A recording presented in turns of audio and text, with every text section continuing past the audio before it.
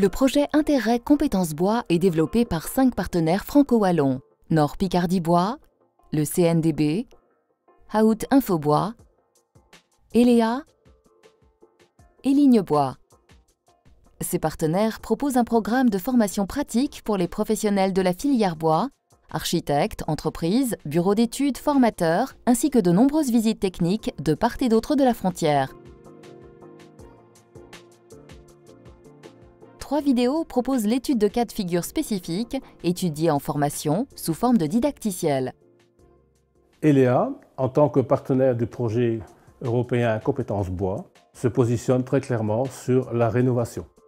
Les modules qui sont proposés ici au centre de formation traitent tant de l'isolation par l'extérieur que par l'intérieur. Le choix du module que nous vous proposons ici de traiter, c'est celui de la maison courante des années 1920. Donc nous sommes généralement sur des structures maçonnerie en briques pleines, des murs de 20 cm d'épaisseur ou plus. Il faut donc, avant de penser à rénover ou à isoler, gérer tous les problèmes d'humidité. Les problèmes peuvent venir du sol par remontée capillaire, ou alors nous avons des pluies battantes qui peuvent mouiller la façade, ou des problèmes comme des corniches qui fuient. Le cas que nous proposons ici, c'est d'isoler par l'intérieur. On va donc procéder à une étanchéité à l'air, une préparation de la fenêtre avec une pose en pré-cadre. On est dans un cas de rénovation. On va donc travailler en isolation thermique par l'intérieur. La vue représente une coupe verticale reprenant l'insertion d'une menuiserie par l'intérieur. Le bleu représente l'étanchéité à l'eau, le vert, l'étanchéité à l'air, le noir, la structure et le rouge, l'isolant. Le châssis est posé en applique par l'intérieur. Entre le châssis et le seuil en pierre bleue, prévoir un joint d'étanchéité à l'eau. La vue représente une coupe horizontale du mur. Un pré-cadre a été préalablement fixé au châssis pour permettre une étanchéité à l'air continue, ainsi qu'une latte de réservation pour le parachèvement. Un joint de mousse est placé entre le châssis et le mur et la fixation du châssis est assurée par des équerres. La structure bois peut ensuite être montée et l'isolation remplira tout l'espace. L'étanchéité à l'air, quant à elle, est mise en place du côté intérieur. Le raccord d'étanchéité à l'air est réalisé par une bande adhésive autocollante. On va pouvoir ensuite prévoir un espace technique pour les câbles électriques qui est assuré par un lattage qui reçoit ensuite le parachèvement. On a installé pour l'étanchéité à l'eau un compribande sur la partie dormant donc du cadre du châssis.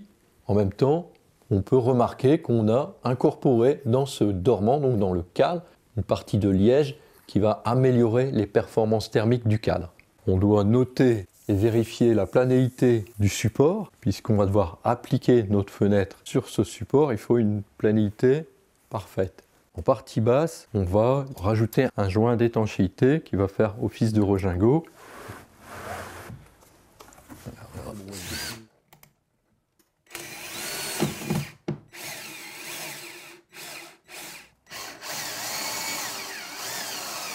On veut vraiment indiquer la notion de taille de vis également, la fixation des équerres. Ils ne doivent pas seulement aller chercher le pré-cadre, mais le dormant de la fenêtre.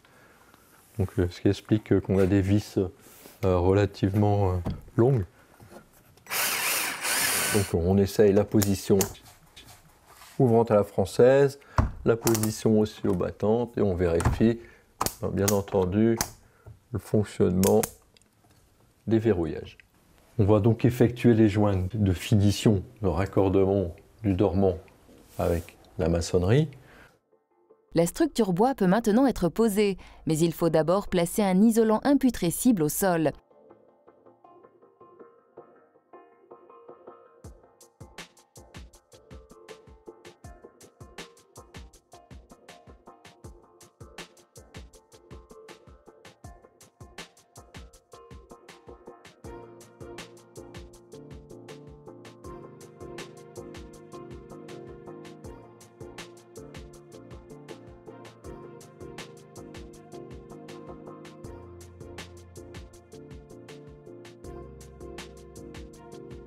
Les matelas d'isolation peuvent être posés avec une légère compression afin de bien remplir tout le volume de la structure.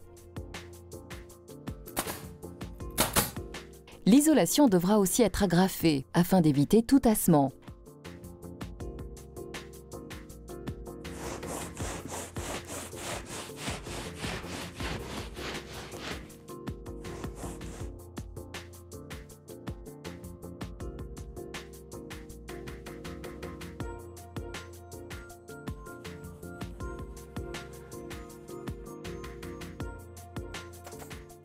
La membrane d'étanchéité à l'air peut être placée. Favorisez de préférence une membrane hygrovariable plutôt qu'un pare-vapeur. Cette barrière d'étanchéité à l'air a deux rôles, éviter les fuites d'air et freiner le passage de la vapeur d'eau.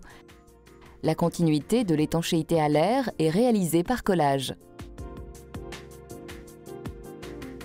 Pour permettre une bonne fixation des plaques de parachèvement, il faut prévoir un lattage qui servira également d'espace technique. La jonction d'étanchéité à l'air entre le précadre et la membrane est assurée par une bande adhésive autocollante.